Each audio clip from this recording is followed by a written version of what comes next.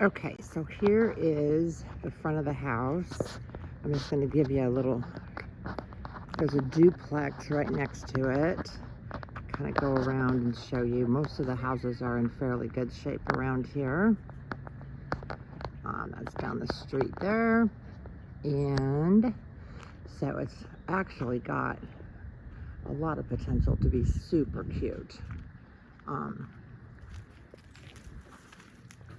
This is kind of the full spectrum of the house right here. And then it's on a bit of an incline coming into the driveway there. And this is the lovely Miss Janet. Say hello, Janet. She is so amazing. And then this is the carport that's down here. Okay, and then there's an entrance right there that goes into the house. So you got the side entrance, and then here's the front door. And no, you're fine. This is the only problematic area that is not an active leak. It has just been, and the carpet obviously all needs to go. And let me do this here real quick here. Okay. So like I think I told you on the phone, it's got wider hallways coming down. And we have bedroom 1, which is a nice sized bedroom. Got some wallpaper on here. And then ceiling, all the popcorn needs to go. And then you got a pretty good sized closets in all of the rooms here. Okay. And here is the bathroom. It's just a very big bathroom. Right here is where the hot water tank is at.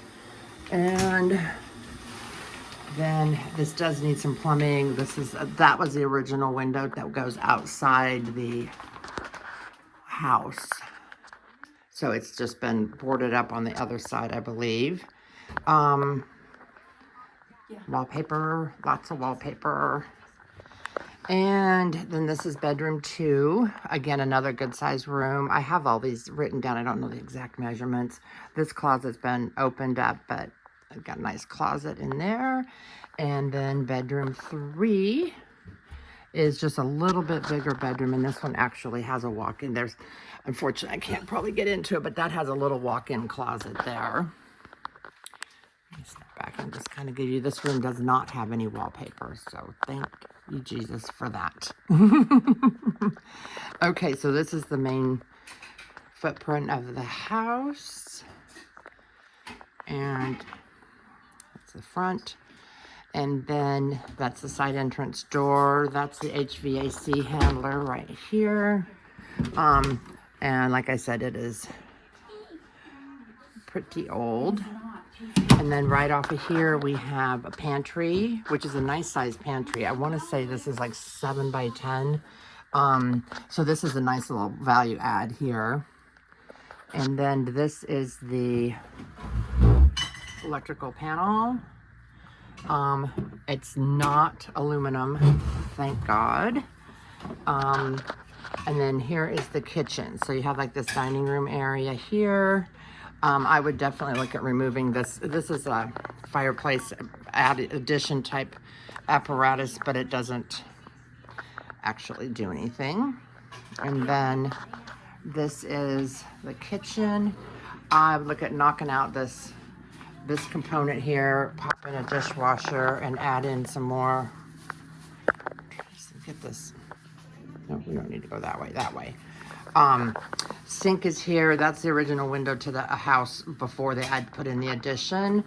And cabinets, uppers, lowers, they're all actually could be resurfaced. And then potentially look at taking and putting in a stove here down below where the oven is, because that's just a cooktop. And then refrigerator here. And you got the whole dining room area over here. And then you come down this little stairs here. And this is the addition. So this part of the house does not have, it's not attached to the central AC, but this is a unit here, and then it's got a nice elevated ceiling. However, the ceiling is, the one contractor I had that came in here had said that he would just go over the top of that, like with tongue and groove, because the siding is like T111 here. It's like 4-inch on center. Then that door goes outside to the backyard. So this is a nice size. This is like 16 by 15 or something along that lines. There is a fireplace here in the corner that actually has natural gas. So it does actually work. And I was thinking about taking that out, but I don't know. I didn't realize that it was actually built in. So when they did this, they actually built that in. And then here's the other bedroom here. And this whole place is almost split right down the middle here, because this is a really good sized master bedroom. And again, all this is carpet down here, and this is off grade.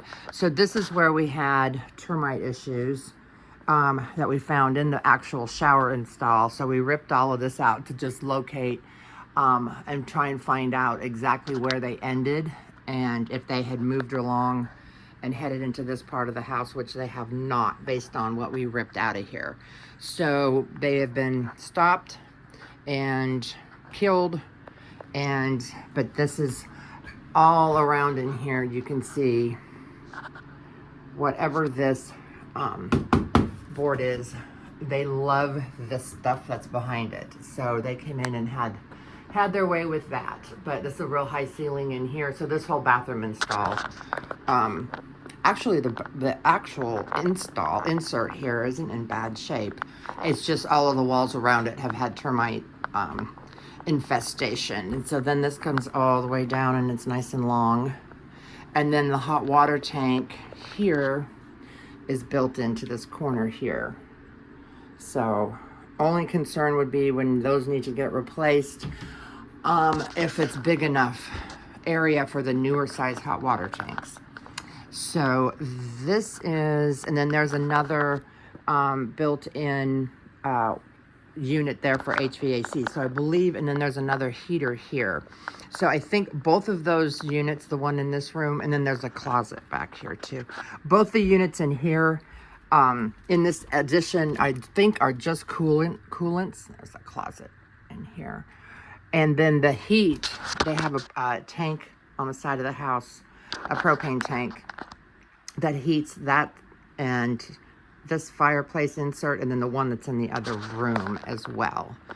So I am going to go on ahead then and come back through here, and I'll take you to the backyard through this door, and we'll scoot around back here. And there's a compressor. Again, I've had it serviced and looked at, and it is on its last leg. There is some wood rot up there, some wood rot there, and then there's wood rot. I believe that's a squirrel that got into that little area up there. But I did get a quote for $20,000 for the roof and all of the soffit repair, and I'll show you on the other side where that's all at. So there's this structure here, and then let me just kind of have a pathway, comes around, and then this is Gulf Power easement back here. Got lots of crepe myrtles on this side, so you have nobody in the backyard. You've got a nice big magnolia, live oak, but they're far enough away from the house so they're not endangering anything. This little outbuilding is what it is. And then this here is, boy, all these flowers are growing back. This is where the septic situation is at back here. And apparently that's the lid to it. I don't know. They came in, these were all really, really high flowers, and they had to have them mowed all the way down because this is where the septic is at. And I don't know if that's the lid to it or what's up with that. It looks like that is the lid. So, and then the septic must go past, this is concrete right here. So this is built over the top part of it somehow. But again, the gutters, it just needs There's not any real visible wood rot on this. This is what reverse board and batten on the back of this house here. But then I can get I don't know if I can get up here. They've had a tarp on this roof since Hurricane Sally, so that's 2020, and it's a super, super, super thick tarp. Anyhow, thus the leaking in that addition. And then this is the back. So it's actually got a nice sized backyard. This thing just kind of eats up a part of it. And this is the neighbor's backyard there. That's a relatively newer house. It looks like it might be a trailer, but I'm not 100% sure. And then coming up here you've got, this is the propane tank that they have for the